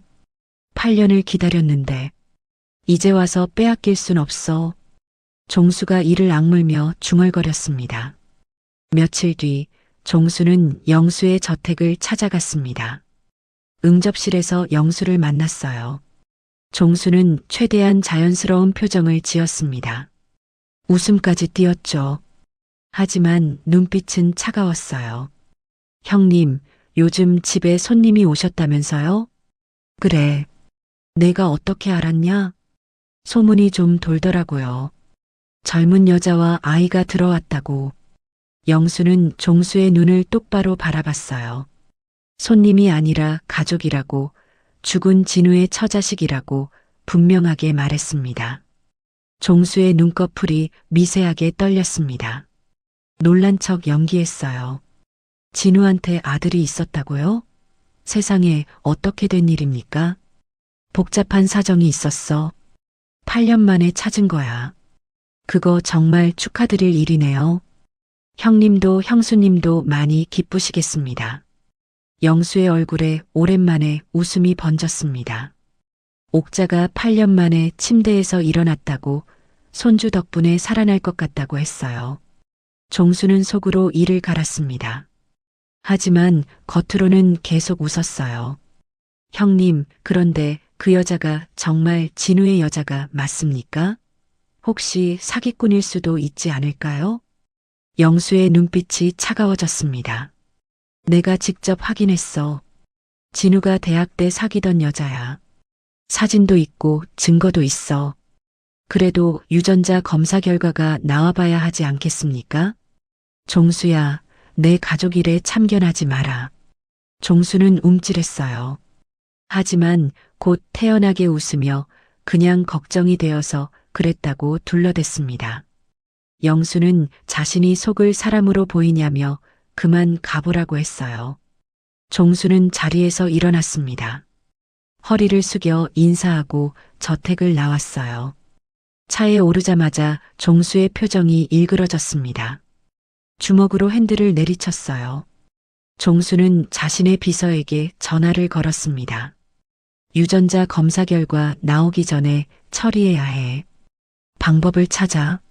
한편 영수의 저택에서는 따뜻한 시간이 흐르고 있었습니다. 영수는 민준이에게 특별한 선물을 주었어요. 커다란 곰 인형이었습니다. 갈색 털에 까만 눈이 반짝이는 귀여운 인형이었죠. 와, 곰돌이다. 고마워요, 할아버지. 민준이가 인형을 받아들고 눈을 반짝였어요. 영수가 민준이 옆에 무릎을 꿇고 앉았습니다. 곰 인형의 배 부분에 작은 버튼이 있었어요. 민준아, 이 인형은 특별한 인형이야. 이 버튼을 살짝 한 번만 누르면 노래가 나와. 영수가 버튼을 꾹 눌렀습니다. 그러자 인형에서 노랫소리가 흘러나왔어요. 남자의 목소리였습니다. 부드럽고 따뜻한 목소리였어요. 자장가 같은 노래를 부르고 있었습니다. 영수의 눈에 눈물이 맺혔어요. 그건 진우의 목소리였습니다. 진우가 20살쯤에 장난으로 녹음기에 노래를 불렀던 적이 있었어요. 영수는 그 녹음을 소중히 보관하고 있었습니다. 그리고 인형 회사에 부탁해서 곰 인형 안에 그 녹음을 넣어달라고 했어요. 민준아, 이게 내 아빠 목소리야. 아빠요? 이게 진짜 아빠 목소리예요? 응. 아빠가 옛날에 불렀던 노래야. 이제 민준이가 보고 싶을 때마다 들을 수 있어. 민준이는 곰 인형을 꼭 껴안았어요. 작은 손으로 인형의 배를 어루만졌습니다. 아빠. 민준이가 작은 목소리로 불렀어요. 태어나서 한 번도 불러보지 못했던 단어였습니다. 엄마에게 아빠 얘기를 물으면 늘 슬픈 표정을 지었거든요. 그래서 묻지 않았어요. 그런데 이제 아빠 목소리를 들을 수 있게 됐습니다. 민준이의 눈에서 눈물이 한 방울 떨어졌어요. 영수가 얼른 민준이를 안아주었습니다. 울지 마, 민준아. 아빠가 하늘에서 보고 있을 거야. 항상 민준이를 사랑해. 영수가 민준이에게 한 가지를 더 알려주었어요. 버튼을 길게 꾹 누르면 녹음이 시작되고 민준이가 하고 싶은 말을 녹음해서 나중에 들을 수도 있다고 했습니다. 길게 누르면 녹음, 짧게 누르면 아빠 노래. 알겠어요. 민준이는 그날부터 곰 인형을 보물처럼 껴안고 다녔어요. 밥 먹을 때도 잠잘 때도 절대 놓지 않았습니다. 옥자도 가끔 그 노래를 듣고 싶어 했어요. 민준이가 버튼을 누르면 옥자는 눈을 감고 노래를 들었습니다. 진우의 목소리가 울려 퍼지면 눈물이 주르륵 흘러내렸죠. 우리 진우야. 20살 때 목소리 그대로구나. 엄마는 이렇게 나이를 먹었는데. 옥자가 인형을 어루만지며 중얼거렸어요. 그런데 이 행복한 시간을 방해하는 사람이 있었습니다. 종수가 또다시 저택을 찾아왔어요.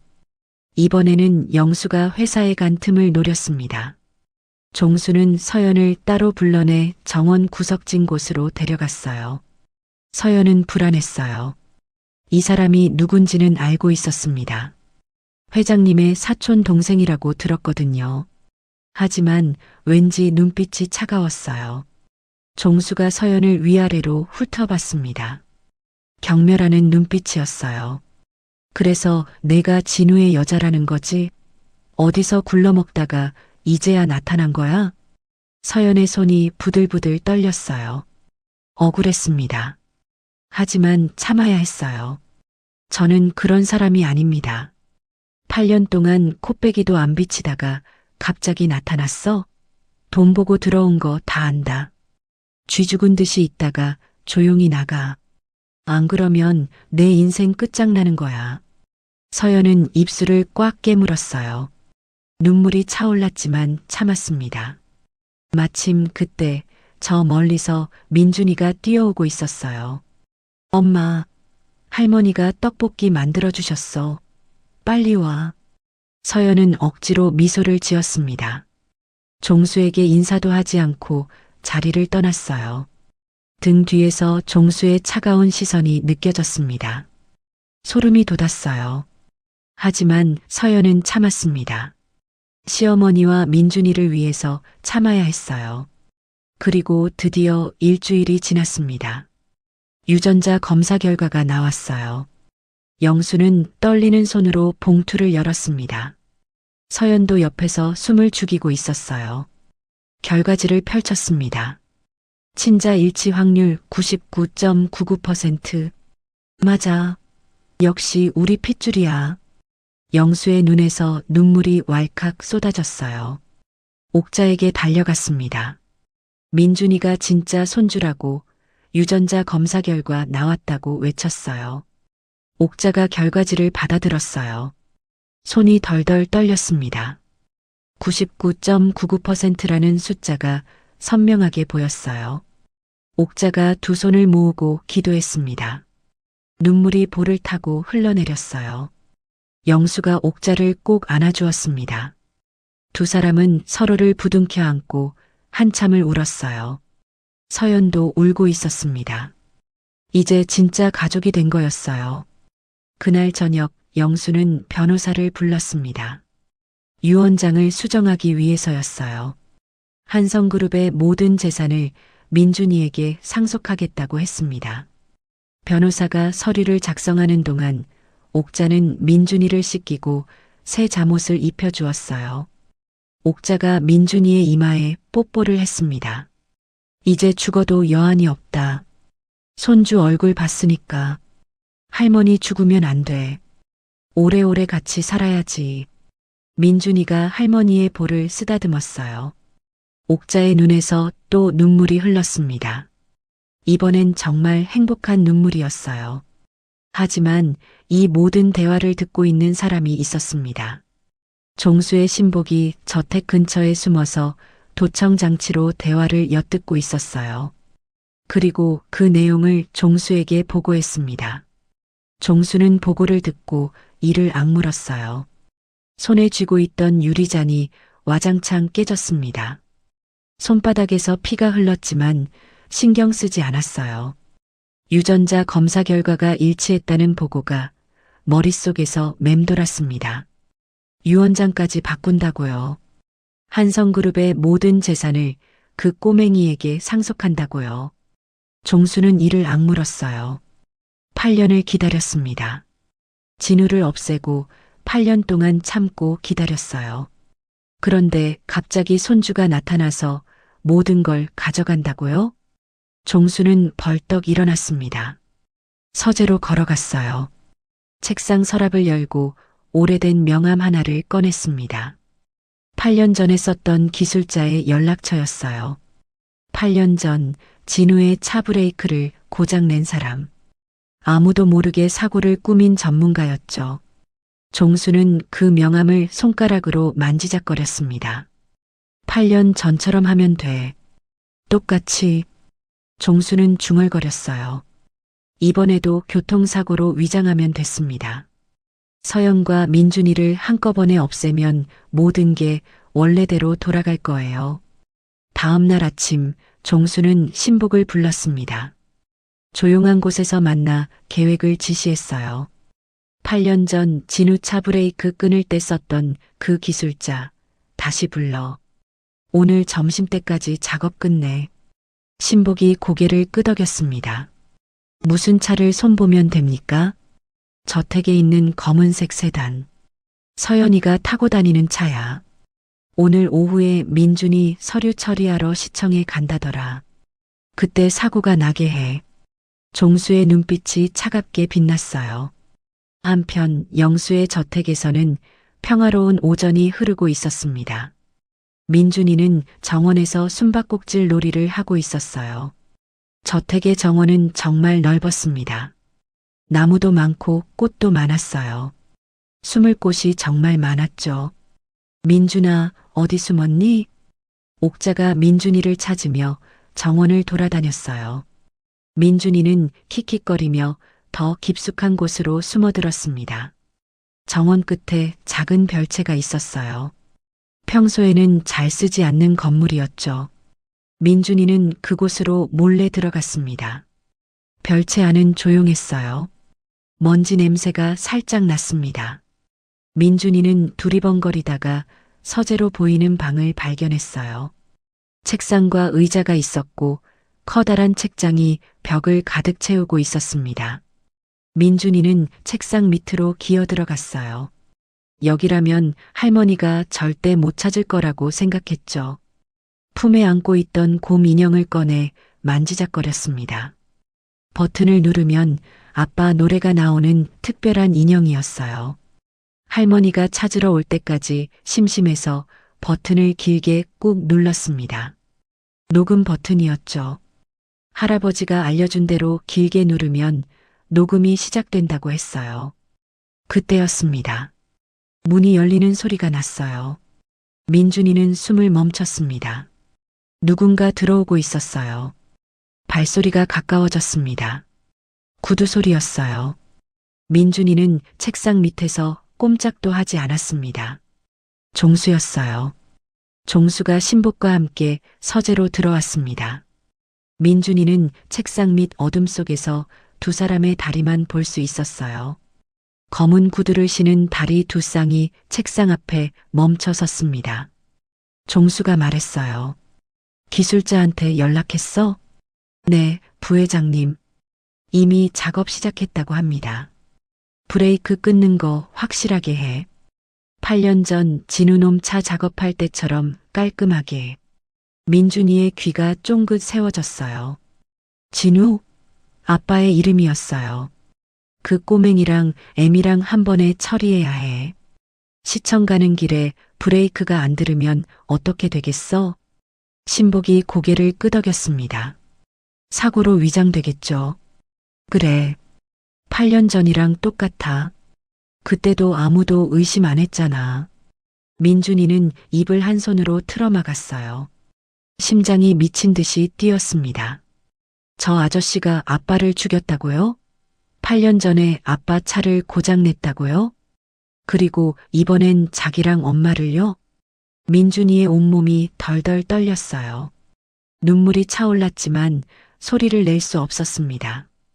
들키면 안 됐어요. 절대로 들키면 안 됐습니다. 종수가 다시 말했어요. 시청 갈 때가 기회야. 그때 끝장내야 해. 알겠습니다, 부회장님.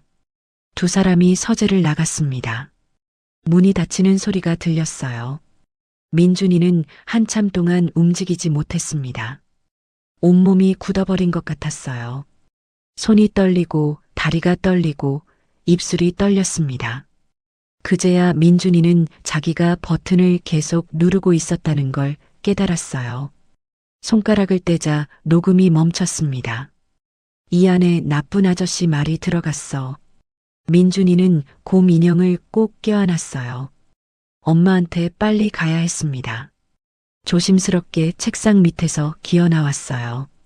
문 쪽을 살폈습니다. 아무도 없는 것 같았어요.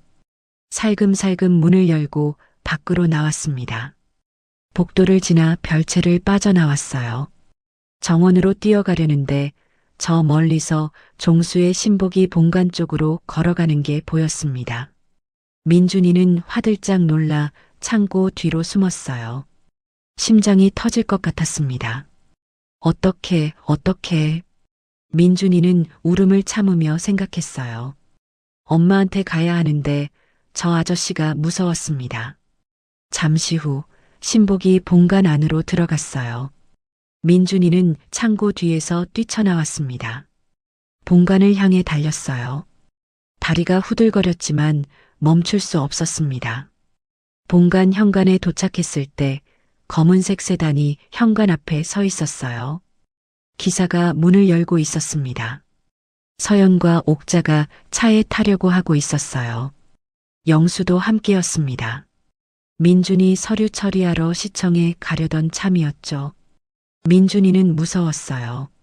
저 차에 타면 안 됐습니다. 나쁜 아저씨가 그랬잖아요. 브레이크를 끊었다고요. 엄마, 할머니, 타지 마. 민준이가 미친 듯이 소리쳤어요. 얼굴이 새하얗게 질려 있었습니다. 눈에는 눈물이 그렁그렁 맺혀 있었습니다. 숨을 헐떡이며 현관 앞 세단을 향해 뛰어왔어요. 그 차 타지 마. 타면 안 돼. 서연이 깜짝 놀라 뒤를 돌아봤습니다. 민준이가 울면서 달려오고 있었어요. 무슨 일이 생긴 건지 알 수 없었습니다.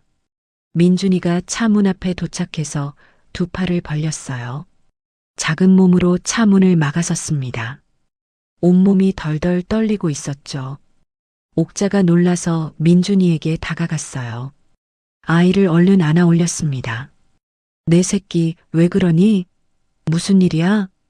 민준이는 할머니 품에 안겨 울음을 터뜨렸어요. 어깨가 들썩일 정도로 격하게 울었습니다. 영수도 당황해서 다가왔어요. 민준이의 등을 쓰다듬으며 물었습니다. 민준아, 왜 그래? 무서운 거 봤어? 민준이는 대답하지 못했어요. 그냥 울기만 했습니다. 온몸이 나뭇잎처럼 떨리고 있었죠. 바로 그때 본관 현관문이 열렸습니다. 종수가 밖으로 나왔어요. 소란 소리를 듣고 나온 것 같았습니다. 종수의 얼굴에는 걱정하는 척하는 표정이 떠올라 있었어요. 무슨 일입니까? 민준이가 왜 저러죠? 종수가 다가오는 순간 민준이의 몸이 굳어졌습니다. 아이가 종수를 보자마자 비명을 질렀어요. 민준이가 옥자의 품에서 빠져나와 영수의 뒤로 숨었습니다. 할아버지의 다리를 꽉 붙잡았어요. 온몸을 부들부들 떨면서요. 할아버지, 저 아저씨가 나쁜 사람이야. 영수가 눈을 크게 떴어요. 뭐라고? 민준아, 그게 무슨 소리니? 종수의 눈꺼풀이 미세하게 떨렸습니다. 하지만 곧 태어난 척 웃었어요. 아이가 악몽을 꿨나 봅니다. 형님, 너무 신경 쓰지 마시고 어서 출발하시죠. 늦겠습니다. 종수가 서연의 팔을 잡고 차 쪽으로 이끌려 했어요. 빨리 태워서 보내버리려는 것 같았습니다. 그 순간 민준이가 다시 비명을 질렀어요. 안 돼. 엄마 잡지 마. 민준이가 영수의 뒤에서 뛰쳐나왔습니다. 떨리는 손으로 품에 안고 있던 곰 인형을 꺼냈어요. 할아버지가 선물해준 그 특별한 인형이었습니다. 여기에 다 있어요. 민준이가 곰 인형을 높이 들어 올렸어요. 목소리가 떨렸지만 또렷하게 말했습니다. 저 아저씨가 아빠 죽였대요. 우리도 죽인대요. 여기 다 녹음돼 있어요. 순간 정적이 흘렀습니다. 종수의 얼굴이 사색이 됐어요. 핏기가 싹 가셨습니다. 눈이 휘둥그레졌고 입술이 파르르 떨렸어요. 이 건방진 꼬맹이가. 종수가 민준이에게 달려들었습니다. 곰 인형을 빼앗으려고 손을 뻗었어요. 서연이 번개처럼 움직였습니다. 온몸으로 민준이를 감싸 안았어요. 등으로 종수를 막아섰습니다. 우리 아이한테 손대지 마세요. 옥자도 달려들었어요. 예순의 나이에도 손주를 지키려는 힘은 대단했습니다. 종수의 팔을 붙잡고 밀어냈어요. 어디다 손을 대? 내 손주 건들지 마. 옥자가 악을 썼습니다. 8년 동안 침대에만 누워있던 사람이라고는 믿기지 않는 힘이었어요. 영수는 잠시 멍하니 서 있었습니다. 무슨 상황인지 파악이 안 됐거든요. 하지만 민준이의 말이 머릿속에서 맴돌았어요. 저 아저씨가 아빠를 죽였다고요? 녹음이 돼 있다고요? 영수가 민준이에게서 곰 인형을 받아들었습니다. 민준아, 이게 정말이니? 민준이가 눈물을 흘리며 고개를 끄덕였어요. 네, 할아버지. 숨바꼭질하다가 들었어요. 저 아저씨가 다른 아저씨한테 말하는 거 들었어요. 8년 전에 아빠 차 고장 냈대요. 이번에도 우리 차 고장 냈대요. 영수의 손이 떨렸습니다. 곰 인형의 버튼을 눌렀어요. 짧게 한번 누르면 진우의 노래가 나오고 길게 누르면 녹음이 된다고 가르쳐 줬었죠. 영수는 버튼을 2번 연속 눌러봤습니다. 그러자 스피커에서 소리가 흘러나왔어요. 처음에는 잡음이었습니다. 그러다가 목소리가 들렸어요. 기술자한테 연락했어? 종수의 목소리였습니다. 브레이크 끊는 거 확실하게 해. 8년 전 진우놈 차 작업할 때처럼 깔끔하게. 영수의 눈이 휘둥그레졌어요. 손에 든 곰 인형이 떨어질 뻔했습니다. 녹음은 계속됐어요. 그 꼬맹이랑 애미랑 한 번에 처리해야 해. 시청 가는 길에 브레이크가 안 들으면 어떻게 되겠어? 사고로 위장되겠죠. 그래. 8년 전이랑 똑같아. 그때도 아무도 의심 안 했잖아. 녹음이 끝났습니다. 정적이 흘렀어요. 아무도 말을 하지 못했습니다. 옥자가 먼저 반응했어요. 온몸이 흔들리더니 그 자리에 주저앉았습니다. 어떻게 내 아들을. 옥자의 입에서 비명 같은 소리가 터져 나왔어요. 가슴을 움켜쥐며 통곡했습니다. 진우야, 내 아들. 내가 죽인 거야? 내가 내 아들을 죽였어? 옥자가 종수를 향해 손가락질했어요. 눈에서 눈물이 폭포처럼 쏟아졌습니다. 영수의 손에서 곰 인형이 떨어졌어요. 바닥에 툭 소리를 내며 떨어졌습니다. 영수는 믿을 수 없었어요. 사촌 동생이요. 어릴 때부터 함께 자란 친형제와 다름없는 동생이었습니다. 명절이면 같이 웃고 가족 행사면 나란히 앉던 사람이었어요. 그 동생이 자기 아들을 죽였다고요? 8년 전 교통사고가 사고가 아니었다고요? 영수의 눈앞이 빨갛게 물들었습니다. 심장이 미친 듯이 뛰었어요. 온몸의 피가 머리로 몰려드는 것 같았습니다. 내가. 영수의 목소리가 낮게 깔렸어요. 짐승이 으르렁거리는 것 같은 소리였습니다. 내가 내 새끼를 죽였어? 영수가 종수에게 다가갔습니다. 한 걸음 한 걸음. 천천히요. 하지만 그 눈빛은 살기로 가득 차 있었어요. 종수가 뒷걸음질 쳤습니다. 형님. 오해입니다. 이건 조작이에요. 저 꼬맹이가 거짓말을 하는 겁니다. 조작? 영수가 코웃음을 쳤어요. 내 목소리가 그대로 녹음돼 있는데 조작이라고? 아닙니다, 형님. 제가 왜 진우를 죽이겠습니까? 저는 진우를 조카처럼, 아니 아들처럼 생각했습니다. 종수가 두 손을 내저으며 변명했어요. 하지만 목소리가 떨리고 있었습니다. 이마에 식은땀이 흘러내렸어요. 영수가 종수의 멱살을 잡았습니다. 주먹에 힘이 들어가서 손가락 마디가 하얗게 됐어요. 내가 내 새끼를 죽였어. 영수가 포효했습니다.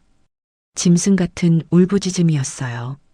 8년 동안 참았던 슬픔이, 분노가, 억울함이 한꺼번에 터져 나왔습니다. 왜 내 아들을 죽였어? 진우가 너한테 뭘 잘못했어? 영수가 종수를 흔들었어요. 종수의 머리가 앞뒤로 흔들렸습니다. 형님, 진정하세요.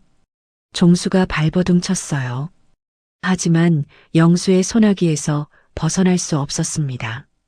62의 노인이라고는 믿기지 않는 괴력이었어요. 너는 끝이야. 이번엔 절대 빠져나갈 수 없어. 영수가 이를 악물고 말했어요. 서연은 민준이를 꼭 껴안고 있었습니다. 아이가 무서워서 엄마 품에 파고들었거든요. 서연도 온몸이 떨리고 있었어요. 8년 전 남편을 죽인 범인이 바로 옆에 있었던 거예요. 그것도 같은 가족이었습니다. 진우를 조카라고 불렀던 사람이 진우를 죽였어요. 서연은 치가 떨렸습니다. 하지만 지금은 민준이를 보호하는 게 먼저였어요. 민준아, 괜찮아. 엄마가 있어. 서연이 민준이의 머리를 쓰다듬었어요. 민준이는 엄마 품에서 울고 있었습니다. 영수가 비서실장에게 소리쳤어요. 경찰 불러. 지금 당장. 비서실장이 허겁지겁 전화를 걸었습니다. 저 멀리서 경찰 사이렌 소리가 들려오기 시작했습니다. 영수의 지시로 보안팀이 종수와 신복을 포박했어요. 종수는 두 팔이 뒤로 꺾인 채 끌려가면서도 악을 썼습니다. 나를 누구로 아는 거야? 나는 한성그룹 부회장이라고. 이거 안 나. 종수가 발버둥을 쳤어요. 하지만 소용없었습니다. 경찰차 문이 닫혔어요. 종수가 창문 너머로 영수를 노려봤습니다. 도끼 어린 눈빛이었어요. 하지만 영수는 눈 하나 깜빡하지 않았습니다. 경찰차가 출발했어요. 사이렌 소리가 점점 멀어졌습니다. 서연은 민준이를 꼭 껴안고 그 모습을 바라봤어요. 온몸이 떨리고 있었습니다. 민준이가 엄마 품에서 고개를 들었어요. 엄마, 나쁜 아저씨 이제 안 와? 응, 안 와. 경찰 아저씨들이 데려갔어. 이제 안 무서워도 돼. 서연이 민준이의 머리를 쓰다듬었어요. 그런데 옥자가 이상했습니다. 시어머니는 아까부터 한마디도 하지 않고 서 있었어요. 얼굴이 새하얗게 질려 있었습니다. 눈동자에 초점이 없었어요. 어머님? 서연이 조심스럽게 불렀어요. 옥자가 휘청거렸습니다. 그리고 그 자리에 쓰러졌어요. 어머님! 서연이 비명을 질렀습니다. 영수가 달려왔어요. 여보, 여보, 정신 차려. 영수가 옥자를 부축했어요. 옥자의 눈이 감겨 있었습니다. 얼굴이 창백했어요. 급히 의사를 불렀습니다. 의사가 진찰을 하고 고개를 저었어요. 심한 충격을 받으셨습니다. 당분간 절대 안정이 필요합니다. 옥자는 안방 침대에 누워 며칠 동안 일어나지 못했어요. 눈을 떠도 멍하니 천장만 바라봤습니다. 밥도 먹지 않았어요. 물도 거의 마시지 않았죠. 영수는 걱정이 됐습니다. 8년 전 아들을 잃었을 때도 이랬어요. 그리고 옥자는 8년 동안 침대에만 누워 있었습니다. 또다시 그렇게 될까봐 두려웠어요. 서연도 매일 시어머니 곁을 지켰습니다. 죽을 끓여 떠먹여드리고 손발을 주물러 드렸어요. 하지만 옥자는 반응이 없었습니다. 그런데 민준이가 달랐어요. 옥자가 쓰러지자 민준이는 매일 할머니 방에 찾아왔습니다. 침대 옆에 쪼그리고 앉아 할머니 손을 잡았어요. 할머니, 저 왔어요. 민준이가 작은 목소리로 말했어요. 옥자는 대답하지 않았습니다. 눈을 감고 누워 있었어요. 민준이는 포기하지 않았어요. 곰 인형을 꺼내 버튼을 눌렀습니다. 아빠의 노래가 흘러나왔어요. 부드럽고 따뜻한 목소리였죠. 할머니, 아빠 노래 들어요.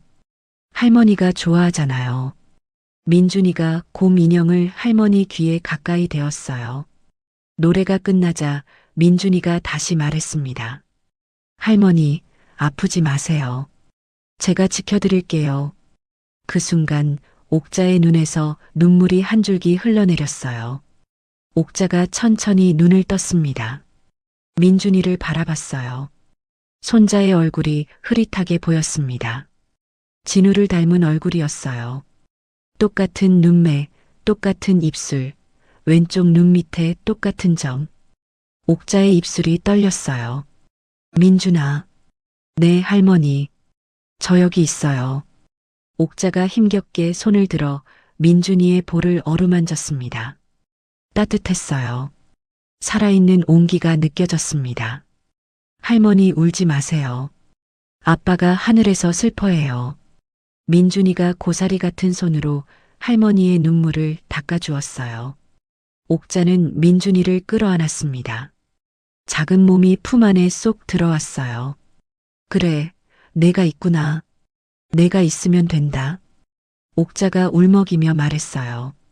그날부터 옥자는 조금씩 회복했습니다. 민준이가 올 때마다 죽을 한 숟갈씩 먹었어요. 물도 마시기 시작했죠.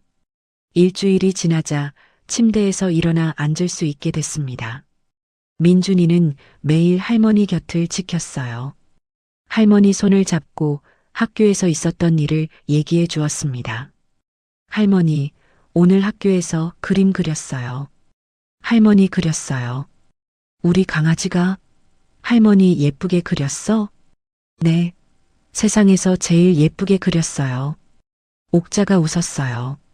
8년 만에 되찾은 웃음이었습니다. 한편 경찰 수사가 진행되고 있었습니다. 종수의 신복이 모든 걸 자백했어요. 8년 전 진우의 차 브레이크를 조작한 것, 이번에 서연의 차도 똑같이 손을 봤다는 것, 모두 종수의 짓이었다고 털어놓았습니다. 기술자도 잡혔어요. 8년 전에 종수에게서 돈을 받고 진우의 차 브레이크를 끊었다고 자백했습니다. 모든 증거가 일치했어요. 종수는 빠져나갈 구멍이 없었습니다. 뉴스에 대서특필됐어요. 온 나라가 떠들썩했습니다. 재벌가의 권력 다툼이 살인으로 이어졌다는 사실에 사람들은 분노했어요. 재판이 열렸습니다. 증거가 명백했어요. 녹음 파일, 신복의 자백, 기술자의 증언. 종수는 변명할 여지가 없었습니다. 피고인 김종수를 무기징역에 처합니다. 무기징역? 평생 감옥에서 살아야 한다는 뜻이었습니다. 판결이 끝난 날 영수는 진우의 묘소를 찾았습니다. 가을이었어요. 산 아래 단풍이 붉게 물들어 있었습니다. 바람이 불면 낙엽이 흩날렸어요. 영수는 아들의 묘비 앞에 무릎을 꿇었습니다. 진우야. 영수의 목소리가 떨렸어요. 종수가 구속됐다. 무기징역을 받았어. 이제 내 원수를 갚았다. 영수가 묘비를 어루만졌습니다. 차가운 돌이었어요. 아비가 멍청해서 널 죽인 놈을 곁에 두고 살았다. 8년 동안 웃고 떠들며 밥을 먹었어. 그놈이 내 원수인 줄도 모르고. 영수의 눈에서 눈물이 흘러내렸어요. 용서해다오. 이 못난 아비를 용서해다오. 영수는 묘비 앞에 엎드려 한참을 울었습니다. 서연도 묘소를 찾았어요. 민준이의 손을 잡고 왔습니다. 서연은 묘비 앞에 섰어요. 8년 만이었습니다. 남편이 묻힌 곳을 처음 찾아온 거였어요. 진우 씨, 나 서연이야. 서연의 목소리가 갈라졌어요. 8년 동안 원망했어요. 왜 나를 버렸냐고, 왜 민준이를 두고 갔냐고. 그런데 당신은 버린 게 아니었죠. 우리에게 오다가 죽은 거였어요. 서연의 눈에서 눈물이 흘러내렸습니다. 이제 알았어요. 당신을 죽인 놈이 잡혔어요. 억울함 풀고 편히 쉬세요. 민준이는 내가 잘 키울게요. 서연이 무릎을 꿇었습니다. 민준이가 엄마 옆에 섰어요. 묘비를 올려다 봤습니다. 아빠, 저 민준이에요. 민준이가 작은 목소리로 말했어요. 저 할아버지 곰돌이로 아빠 노래 매일 들어요. 아빠 목소리 좋아요. 민준이가 묘비에 손을 올렸습니다. 나쁜 아저씨 잡혔어요. 제가 녹음해서 잡았어요. 아빠 원수 갚았어요.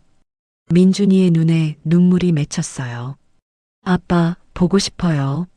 서연이 민준이를 끌어안았습니다. 두 사람은 묘비 앞에서 한참을 울었어요. 옥자와 영수가 뒤에서 그 모습을 지켜봤습니다. 옥자도 울고 있었어요. 영수가 아내의 어깨를 감싸 안았습니다. 민준이가 할아버지와 할머니에게 다가왔어요. 고사리 같은 손으로 두 사람의 눈물을 닦아주었습니다. 할아버지, 할머니 울지 마세요. 아빠가 하늘에서 슬퍼해요. 옥자가 민준이를 꼭 껴안았어요. 그래, 울지 말자. 우리 강아지 말이 맞아. 네 사람은 묘소 앞에서 오래도록 서 있었습니다. 바람이 불었어요. 낙엽이 흩날렸습니다. 마치 진우가 가족들을 쓰다듬어 주는 것 같았어요. 그날 이후 집안 분위기가 조금씩 달라졌습니다. 어둡던 저택에 햇살이 들어오기 시작했어요. 옥자가 부엌에서 요리하는 소리가 들렸습니다. 민준이가 복도를 뛰어다니는 소리가 울려 퍼졌어요. 서연은 영수의 지원으로 재단 일을 배우기 시작했습니다. 처음엔 어색하고 어려웠어요. 하지만 열심히 공부했습니다. 민준이는 할머니와 할아버지의 사랑을 독차지하며 구김살 없이 자랐습니다. 1년이 흘렀습니다. 영수의 저택은 완전히 달라져 있었어요. 어둡고 침침하던 분위기가 사라졌습니다. 거실 창문에는 밝은색 커튼이 걸렸어요. 곳곳에 화분과 꽃병이 놓여 있었습니다. 가장 큰 변화는 사람들의 얼굴이었어요. 옥자는 이제 침대에 누워 있지 않았습니다.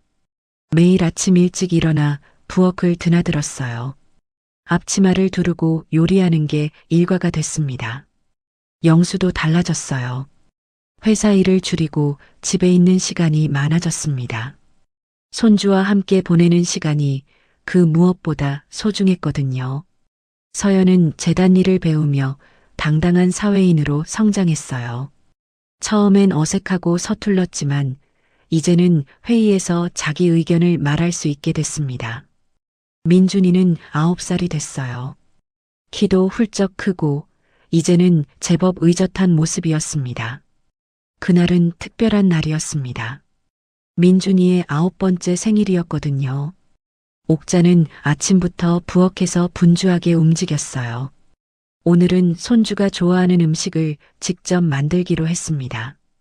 오늘은 내가 다 할 거야. 아무도 부엌에 들어오지 마. 옥자가 가족들에게 선언했어요. 냉장고에서 닭을 꺼냈습니다. 어젯밤부터 양념에 재워둔 거였어요. 달콤하고 매콤한 냄새가 부엌 가득 퍼졌어요. 양념치킨이었습니다. 1년 전 민준이가 먹고 싶다고 했던 그 양념치킨이요. 그때 서연은 3,000원밖에 없어서 사주지 못했었죠.